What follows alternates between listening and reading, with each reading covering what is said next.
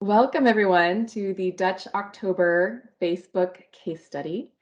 Today we're going to be talking about a woman who has just entered postmenopause, and we're going to talk about prescribing estrogen and progesterone for her. So it should be a really fun case study. Thanks for taking some time out of your day to watch this, and I hope it's helpful. All right, my name is Dr. Ruef. On Instagram, I'm still Dr. Kelly Head, but it'll change to Dr. Kelly Ruef. You can find me there. And I'm a clinical consultant for Precision Analytical. So I also do clinical consults. So if you'd like to speak to me about any particular Dutch test result, you can schedule a consult through Dutch. All right, so our patient today, her name is Susan, and she is in her mid-50s. Like I said earlier, she has just entered menopause, and she's got some typical symptoms for women who are in menopause, like the hot flashes that are keeping her up at night, the vaginal dryness, the insomnia, which, trouble sleeping during postmenopause can partially be due to those hot flashes that women are having, and then fatigue. So her BMI is normal. Normal range is 18.5 to 24.5. I know it's not the best marker, but she's at 24, so she's not underweight, she's not overweight. She does have some high cholesterol, so she's taking a statin, like a lower dose statin for that. And she hasn't had her period for 13 months. So remember, once you hit 12 months, that can mean that you are postmenopausal. So she's just entering that period. And I love, if I think it's safe for the woman, I really love prescribing hormones right during that kind of transition period when women are entering postmenopause. Sometimes even at the very end of perimenopause, I will start hormones. But I think it's a crucial time to think about menopausal hormone therapy, or MHT, if you're going to use it. So this is her Dutch Complete summary. It's page 1. And remember, the Dutch Complete, all of this data we get from the urine. And you'll notice here that, so how to read these dials, if you haven't read these dials before, in between the two stars, this is the luteal range. So that would be for a cycling woman. And down here, the little purple band, that's the postmenopausal range.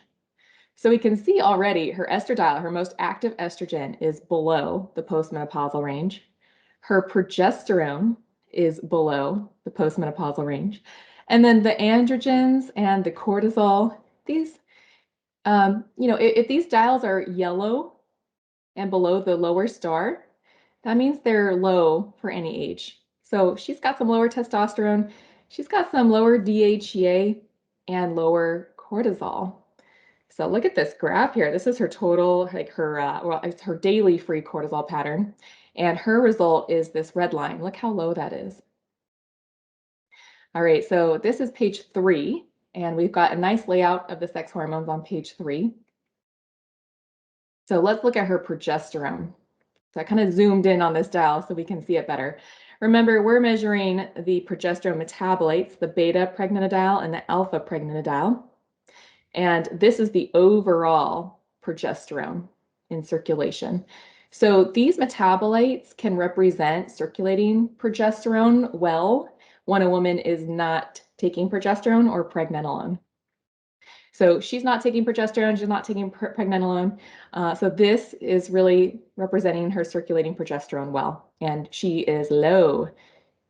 And a lot of times, you can read right here, low progesterone in a postmenopausal woman is likely due to low adrenal output. So let's take a look at her adrenals.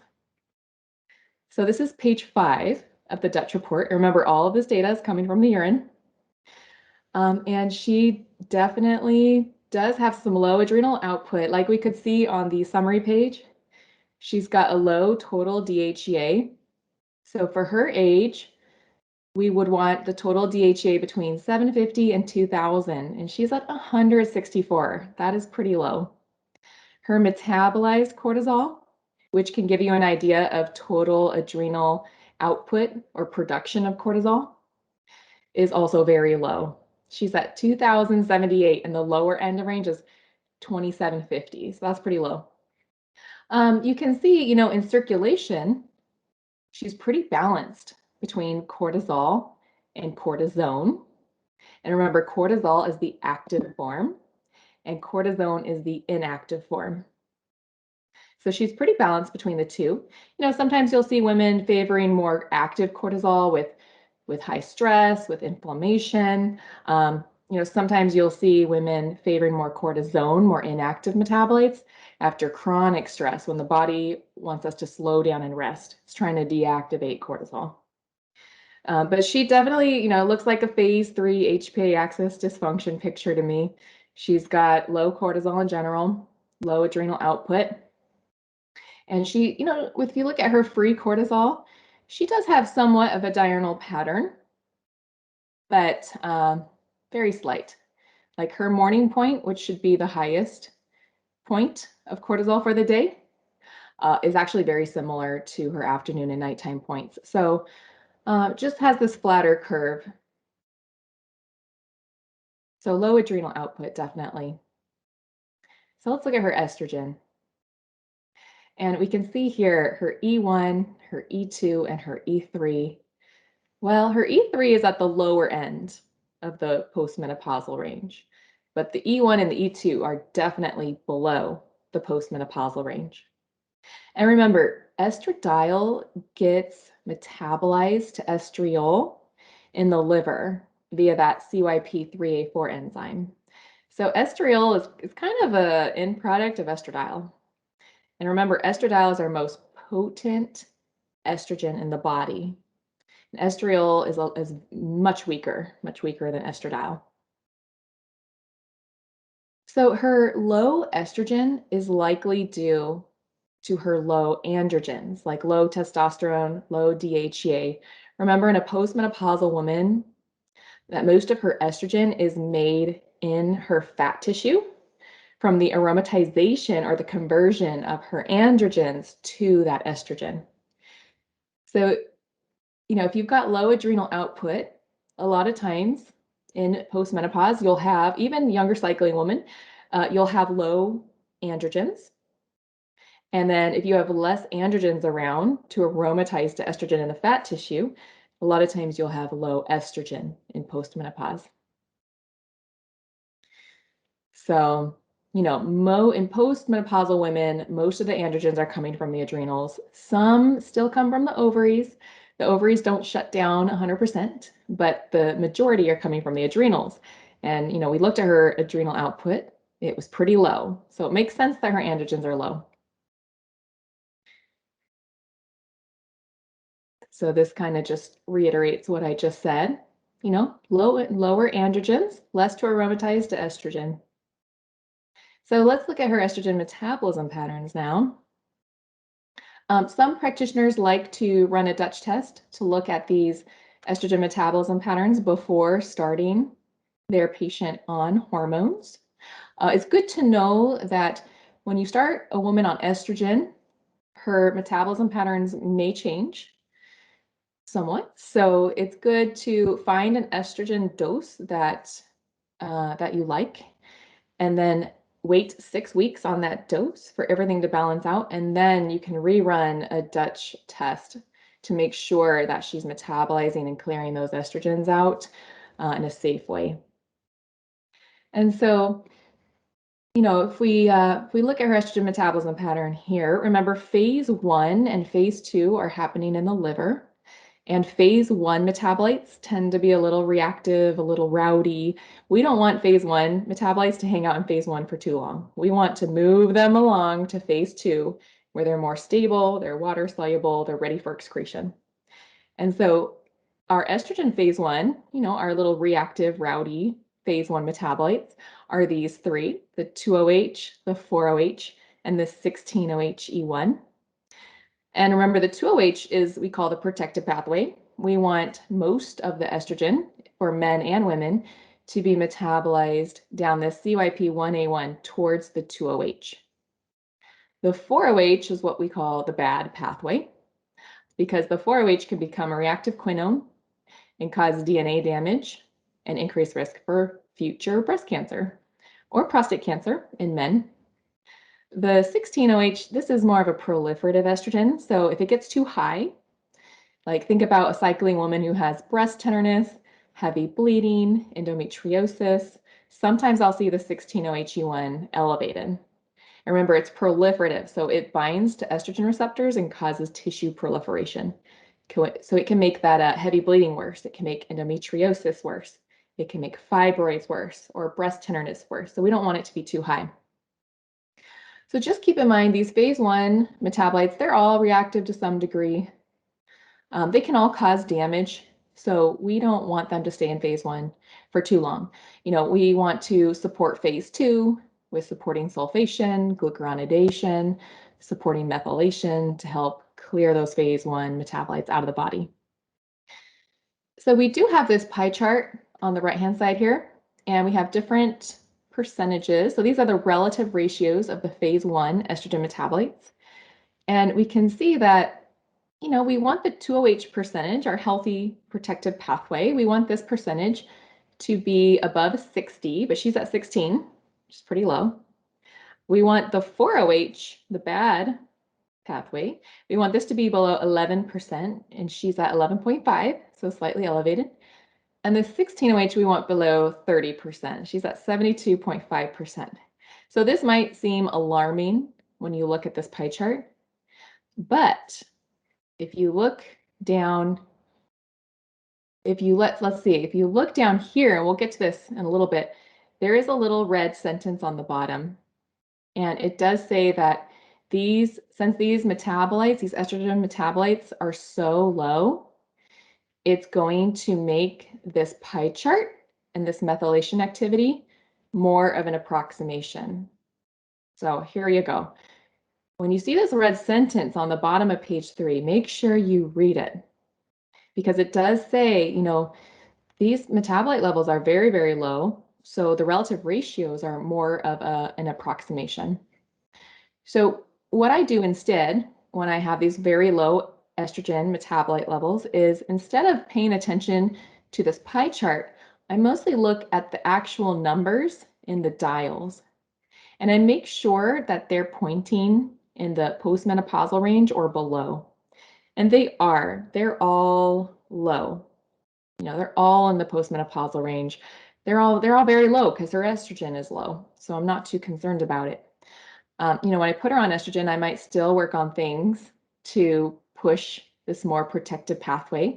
I'm going to talk about diet, the cruciferous veggies, the carrot family veggies like carrots and celery and parsley. And raw, unpeeled carrots are the best, turns out, for estrogen metabolism. Rosemary. Rosemary will help push this protective pathway. Some people will use the rosemary tincture. Some will do rosemary, just cooking with more rosemary, or a rosemary tea with some lemon in the morning.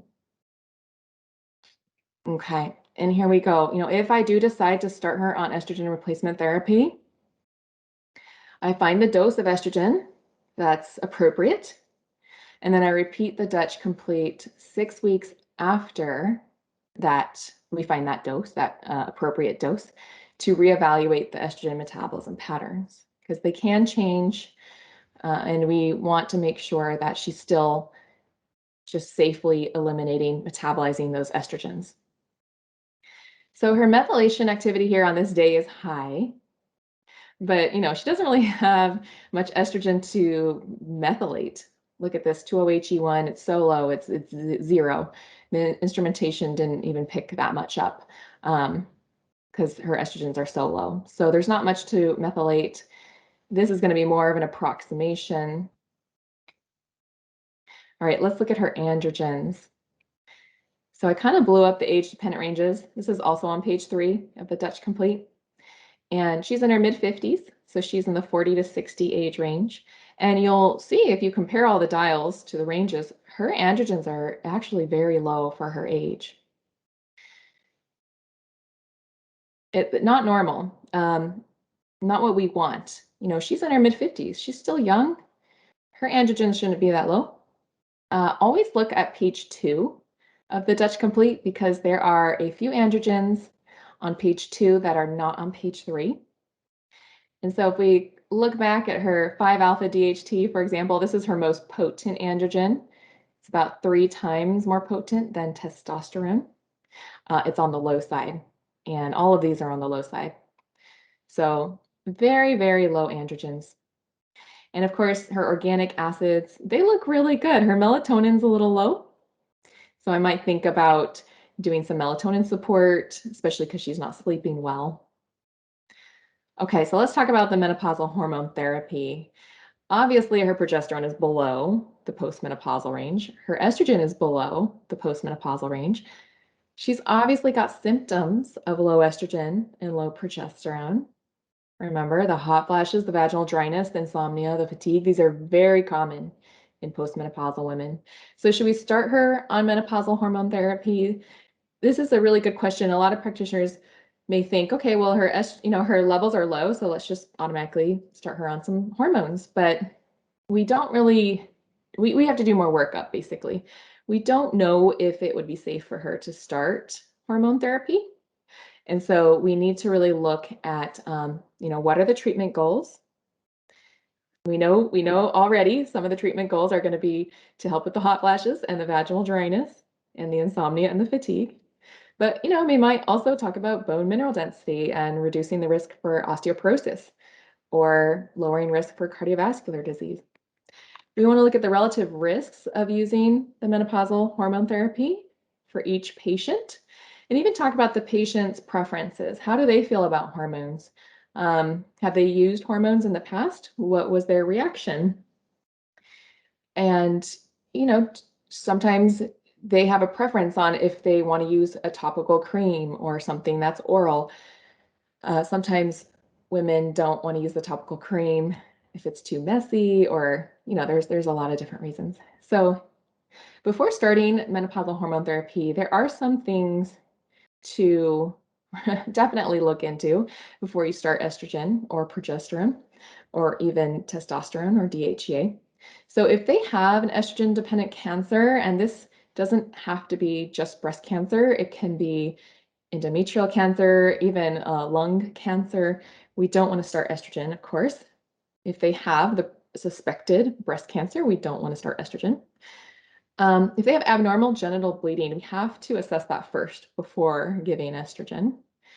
Active liver disease, TIA, DVTs, pulmonary embolisms, they've had strokes or blood clots, we want to consider that too. That could affect it, number one, if we give estrogen, and number two, if we do, the route of administration, because remember, oral estrogens can increase risk for clotting and stroke. So I personally just don't use oral estrogens with anyone, but especially not someone with a history of a thromboembolic disease. And then use caution with migraines, especially if they had auras with their migraines, gallbladder disease. Just think about pregnancy and how gallbladder issues can really arise in pregnancy because of all of that estrogen in pregnancy. So before starting the MHT, we want to do a mammogram, a PAP, pelvic exam. We want to rule out any current malignancies and any abnormal findings. And remember to chart these in your EHR, your electronic health records. This is really important to document it, to show that you've done your workup. And then the DEXA scan to look into bone mineral density. So follow recommendations regarding at what age to order a DEXA scan. So she's in her mid 50s. She doesn't have any risk factors for osteoporosis. So her insurance probably won't cover her DEXA scan until she's 65. So we're not going to do a DEXA scan for her. But sometimes, people will do bone turnover, like serum tests, which can be interesting to see how they change after you use the estrogen. So people will do like the CTX or the NTX serum test. CTX may be a better test. CTX is collagen type 1C telepeptide, whereas NTX is collagen cross-linked N telepeptide. This I thought was an interesting, this study's from the 90s. It's kind of old, but they were saying Before starting menopausal hormone therapy, you want to confirm menopause with follicle stimulating hormone, FSH. Remember, FSH really elevates in menopause. Um, it's not diagnostic for menopause, but it can be another clue that she's in menopause. Looking at estradiol in the serum, making sure it's low before you're adding on more estrogen. Doing a mammogram and then looking at the lipid metabolism. So this brings us to kind of the more basic labs. I usually do CMP, a CBC. We're going to see the fasting glucose with the CMP, but doing other blood sugar tests can be important too. And interesting, sometimes these improve after starting hormones. We want to look into cardiovascular markers. Here are some examples of different markers you can test for. But a lot of times I'll do like total cholesterol, LDL, HDL, triglycerides, and ApoB, and a high sensitivity CRP. You can also do a coronary calcium scan, which is a CT scan looking at the plaque deposits in the arteries, or you can do or you can do a CIMT, which is the carotid intima media thickness. That's more of an ultrasound. That can be helpful too to some degree. So looking at for cardiovascular markers, especially to follow them, sometimes they improve after adding on hormones. So an up-to-date, they say for women at moderate risk of cardiovascular disease, like the 5 to 10% for that 10-year risk, they suggest transdermal rather than oral estrogen, which makes sense. Oral estrogen is going to increase our risk for stroke. That's why, oral birth control, a lot of doctors take older women off oral birth control because it increases risk for a thromboembolic event, for stroke, for blood clots. Okay, so here's a little calculator you can use to calculate that 10-year risk for heart disease or stroke. And then if they have a low risk, up to date says you could use oral estrogens. If they have a moderate dose or a moderate risk, 5 to 10%, then definitely transdermal estradiol. But I tend to just use transdermal estradiol for everyone, seems to be the safest. So this talks about how just oral estrogens increase thromboembolic risk. So a lot of people will look at hormone markers before starting hormones. And that includes, looking at some of these sex hormones in the serum so that you have more of these baseline levels for serum, because sometimes we don't want to repeat a Dutch test every time to monitor some of the hormones that we're using. So it can be helpful to have a baseline in the serum too. And make sure that when you're testing the sex hormones, you're doing a high sensitivity test, like a liquid chromatography test, an LC-MS-MS. That's what we're using here at Dutch. We're using liquid chromatography and gas chromatography. So we're using very sensitive testing methods. What you don't want to use in a postmenopausal woman is an immunoassay, because postmenopausal women tend to have low hormones, and an immunoassay just isn't sensitive enough to really correctly measure those hormones, those lower hormones. So of course, we can look at the Dutch test and look at these metabolism patterns. Some women, even though their estrogen is low in postmenopause, their 4-OH metabolite might be in the lower luteal phase. And then okay, if I add on estrogen, this 4-OH could go up even higher and it could, increase risk for breast cancer. So let's think about ways that we can lower this 4-OH metabolite. You can see if they're favoring the alpha or the beta pathway for their androgens, for progesterone. Remember the alpha pathway, the alpha progesterone metabolites really help with GABA support in sleep and mood. But also sometimes when I'm adding on androgens, if a woman is heavily favoring the alpha pathway, remember the alpha pathway is the more potent, more androgenic pathway. The beta pathway is the less potent, less androgenic pathway. So if I have a woman who's really favoring the alpha pathway, I might start her on a lower dose of DHEA or a lower dose of testosterone. Because when you add on the androgens, she's likely going to be pushing them into these more potent forms like 5-alpha DHT, which could cause some issues with maybe some facial hair, scalp hair loss, acne. So I might kind of start lower and go slower. And then, of course, looking at the adrenals, we can add on hormones, but if we're not supporting the adrenals, we're not going to get the optimal results. So we can also, we want to assess for breast cancer risk.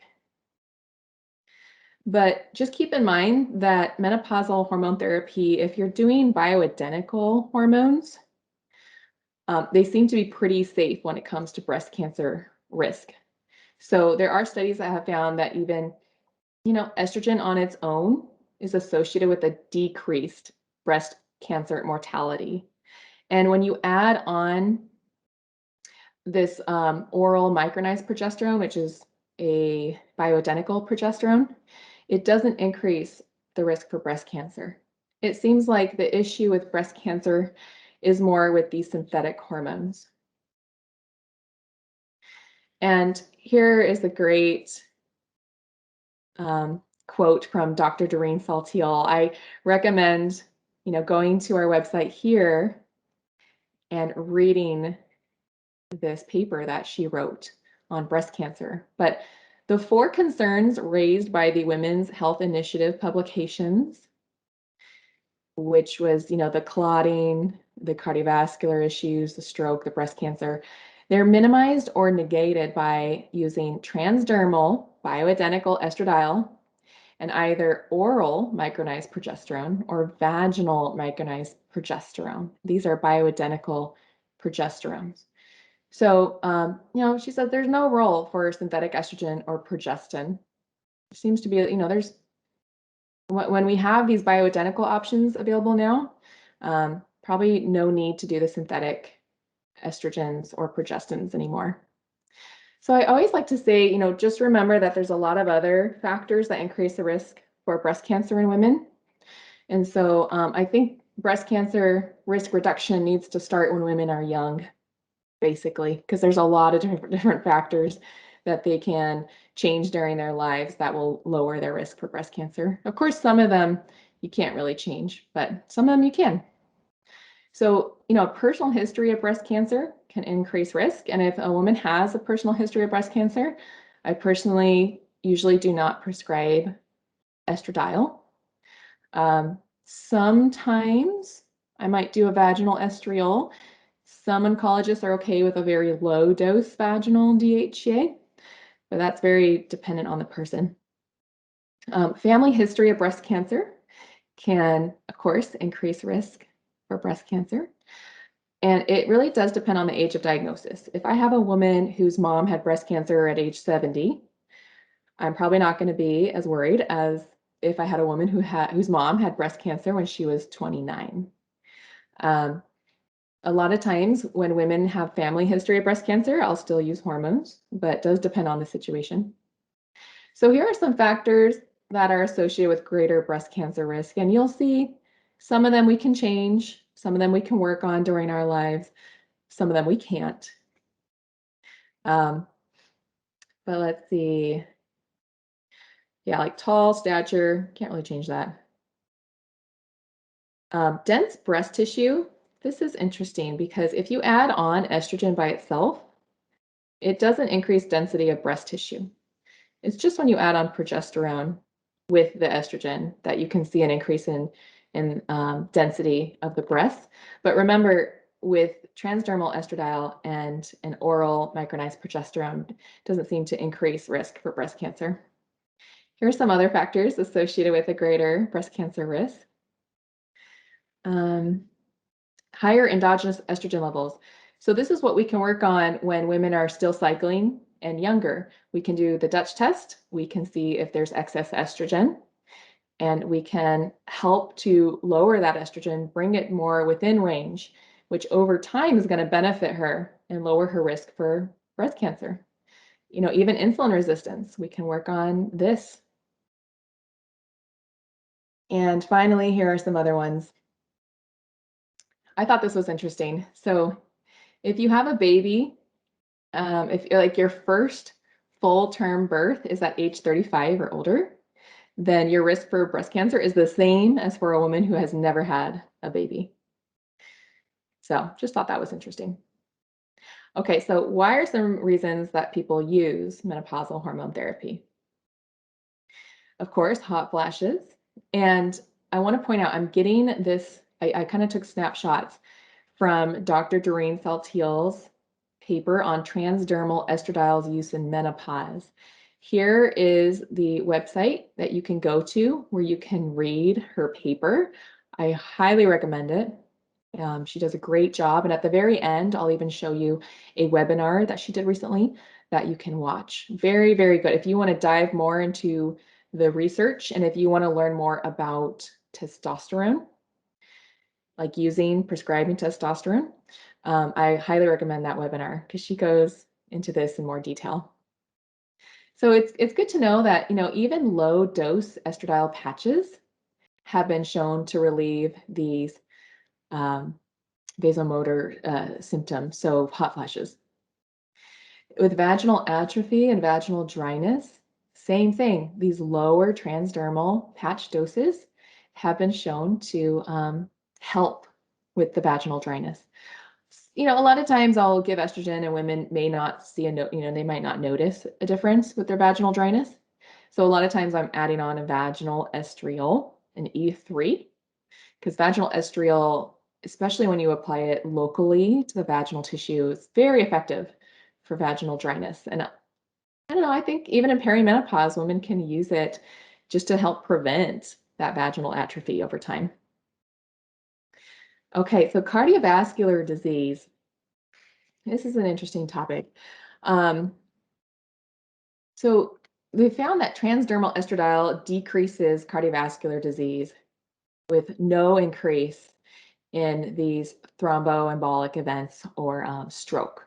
Remember, that's more oral estrogen. And transdermal patch doses, not as quite as low as the ones that we saw for hot flashes and vaginal dryness, but this is still a low dose. And gel doses of 1 to 2 milligrams a day may decrease cardiovascular mortality risk. When it comes to cardiovascular disease, estradiol, it increases the nitric oxide production, the endothelial nitric oxide production, which helps with vasodilation, helps to relax those blood vessels. So it does help to maintain endothelial function. And estradiol, it does have antioxidant and anti-inflammatory effects for the cardiovascular system. For example, it increases superoxide dismutase, which is going to help with those free radicals. So in younger postmenopausal women, like the woman we're talking about, a lot of practitioners will aim to get that estradiol in the serum between 40 and 60. And the Dutch equivalent for estradiol would be 1.8 to 2. In older postmenopausal women, we usually want to use a lower dose.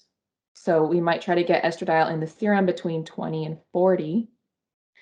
And the equivalent for Dutch is 0.7, which is just above the postmenopausal range, to 1.3 or 1.5.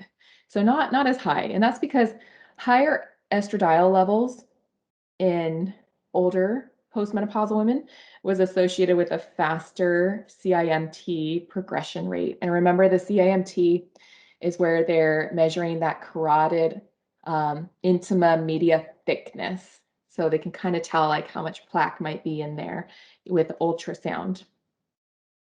And remember, adding a vaginal or an oral bioidentical progesterone is not going to increase cardiovascular risk. So in cognition, the research for cognition is very mixed. So a lot of times we won't prescribe estradiol specifically to improve cognition. I know some practitioners do, but it might be helpful just to have that conversation with your patient that the research is very mixed on whether estradiol will improve cognition or not. Hopefully it's a nice side effect. There are some studies that have shown improvements in cognition using estradiol. But a lot of these studies were just very short, so we need more research. So estrogen and bone mineral density. There is actually some good research on estrogen and bone mineral density with transdermal, like FDA approved products. So this is going to be a transdermal estradiol patch or gels. So even low dose transdermal patches have been shown to improve bone mineral density. Remember though that gels are not FDA approved for osteoporosis prevention. And that's because they're not as effective as the transdermal estradiol patches, and you have to use higher doses to see those bone mineral density improvements than you would with a transdermal estradiol patch. And of course, always keep in mind, progesterone is super important for bone mineral density. If you think about it, like there's research, younger cycling women, if they have an anovulatory cycle or if they have a short luteal phase, so if they're exposed to less progesterone, they just, they can lose bone density. Their risk for osteoporosis can go up. So a lot of times if we add on progesterone to estrogen, it'll help improve bone mineral density than if we just use estrogen on its own. And a lot of practitioners will try to get that progesterone into the lower end of the luteal range. Like a vaginal micronized progesterone dose of 45 to 100 milligrams will likely put a woman into that range. And there's no research on this, but we think about 100 or 200 milligrams of oral bioidentical progesterone. So oral micronized progesterone can get a woman into that range too. So it might help with bone mineral density. And if you want to talk about it even further, if you add on testosterone, that's going to lead to more improvements in bone mineral density than if you just use progesterone and estrogen on its own. So sometimes adding on testosterone can be important. One thing about monitoring progesterone, if you're using oral progesterone, there's not a good test out there to measure circulating levels or monitor circulating levels of progesterone. Not urine, not saliva, not serum. When it comes to vaginal progesterone, use serum. Don't use urine to monitor the vaginal progesterone. We want to use serum. It'll be more accurate. Okay. So this is from a paper that our president, Mark Newman, wrote. Here is where you can find it. I definitely encourage reading this too. He just talks about bone mineral density a little bit more. It's kind of repeating what we just talked about. And what about compounded estradiol creams?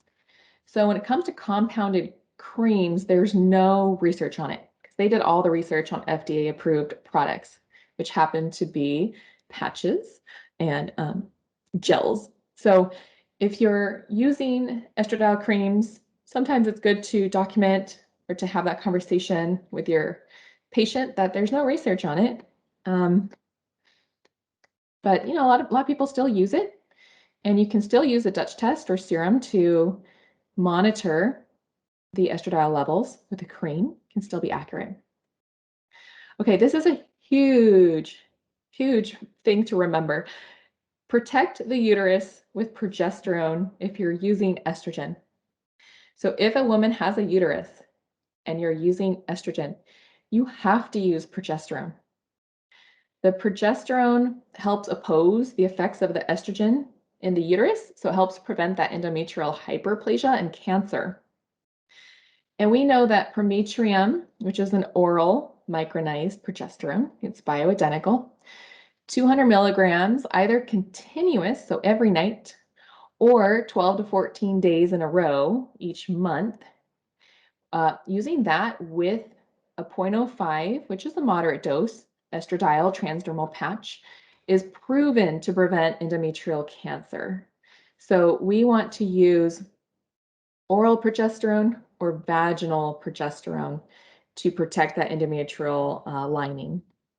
We don't want to use topical progesterone. There's just not enough studies right now showing that it is protective for that uterus. So remember, if you're using estrogen and she has a uterus, use oral or vaginal progesterone. And oral progesterone, on top of protecting that endometrial lining, it can also really help with sleep and mood. So anything you take orally goes through first pass metabolism.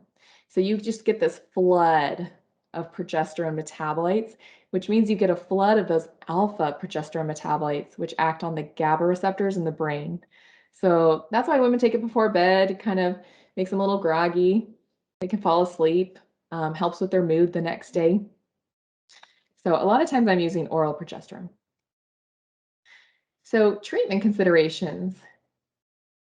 Of course, I'm going to do all the workup first to assess her cardiovascular risk, to ask, does she have a history of personal breast cancer, or did her mom have breast cancer when she was young, etc. But a lot of times I'll start with a low estradiol patch, a 0.025. A lot of times I'll start low and then I'll kind of go slow. So I do increase from a lower estradiol patch from time to time. But this estradiol patch will likely help with a lot of her symptoms, plus her bones, her cardiovascular system, and hopefully, we're crossing our fingers, cognition, though the research is mixed.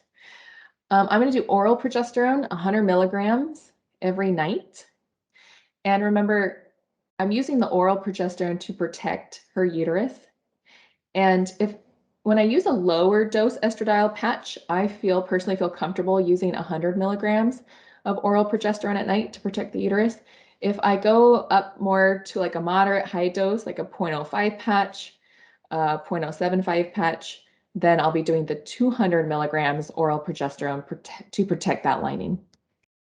But this oral progesterone, hopefully it'll help with her sleep and her anxiety. It, for some women, improves hot flashes and will protect her uterus from the endometrial hyperplasia. And I forgot to put it on here, but it'll help her bones too, remember? So likely help her bones, her bone mineral density. So I'm going to add on some androgens here, some oral DHEA, 5 milligrams 3 times a day. And with the testosterone cream, I like to start low too. So 1 milligram, just having her do 1 milligram a day, that's a pretty low dose. But hopefully the added androgens will help with some of these symptoms, help with her bone mineral density and her cardiovascular system too. And of course, for the vaginal dryness, I love doing a vaginal estriol cream. A lot of people will have women insert 1 milligram of estriol cream intravaginally. I usually use a lower dose, like a 0.5. This should be milligram, not gram. 0.5 milligram estriol dose, because 0.5 to 1 milligrams of estriol tend to be very effective for vaginal dryness. So sometimes I'll do a loading dose. I'll say, okay, let's do 0.5 milligram estriol every night for 3 weeks, and then we'll switch over to the maintenance dose, which you only have to use it 2 or 3 nights out of the week, not every night. One thing about estradiol patches, so some are replaced twice weekly, while others are replaced once weekly. So keep that in mind. You have this continuous estradiol release into the body. So I really like estradiol patches because, there's research on them, and they do provide this continuous release of estradiol. Sometimes women get little dermatitis, so I say, talk to the pharmacist about rotating the patch, so you don't put it on the same spot every time. So with estradiol patch dosing, remember a low dose is what I'm prescribing in this case. Most common or moderate is going to be a 0.05, and a high dose is going to be 0.1. That's definitely a higher dose. With these 2 doses, I would be doing 200 milligrams oral progesterone. I do want to point out that we do have a HRT guide, and I zoomed in here. You can see we talk about common dosing for all these different hormones. It's a really good resource.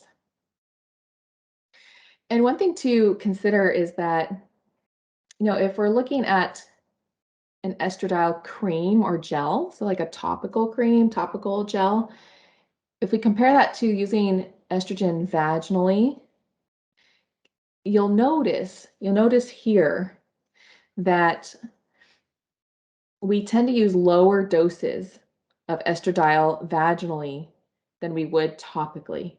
And that's because the vaginal tissue, it's very efficient at absorbing estradiol. It's that mucosal tissue. So if you did like, what's an example here? Okay, so most common for vaginal is 0.1 milligrams estradiol. That would be very low for a topical. Topical, we're tending to do, like I tend to do a 0.25 estradiol topically. So just keep that in mind, and keep in mind, if you put estradiol intravaginally, just think about the location. It's super close to the uterus. So if you put estradiol vaginally, it's going to increase the amount of estradiol in the uterus more than it's going to increase the estradiol in systemic circulation. So I tend to just think about that and worry a little bit more about high exposure of estradiol in the uterus and maybe leading to more endometrial hyperplasia. So I tend to not use estradiol vaginally. I'll use estriol vaginally, but not estradiol. I tend to do estradiol just topically. And of course, we can use hormones, but we also want to remember we need to treat the gut, support the adrenals, regulate the blood sugar, support the thyroid, support healthy estrogen metabolism patterns. If we don't do this, if we just do hormones, we probably won't get as good results as if we kind of assess the whole picture. I talked about this a little bit. And then sulforaphane and glutathione, I didn't talk about that. These can help protect the DNA from damage if those 4-OH metabolites become reactive quinones. And it supports just overall phase 2 detox. So it's going to help clear out that 4-OH metabolite. Okay, here's the webinar I was talking about. This is Dr. Doreen Saltiel's webinar on menopausal hormone therapy. If you want to kind of dive into this topic a little deeper, this is a great webinar. Definitely recommend it. This is where you can find it. Just type this in to your web browser. And of course, I always like to mention this. Our new providers receive 50% off up to 5 kits, which is an awesome deal. Existing providers, if you tell them that you watched Dr. Kelly's Facebook October webinar on MHT, you can get 50% off 2 Dutch Plus kits or Dutch Complete kits, which that's a great deal too. So just let us know, call us or email us at sales@dutchtest.com. And that concludes our case. So thank you for listening. I hope you got something out of this, and I hope you learned something new. Check out those webinars, check out those papers. And of course, if you have any questions, just email info@dutchtest.com. All right, thank you.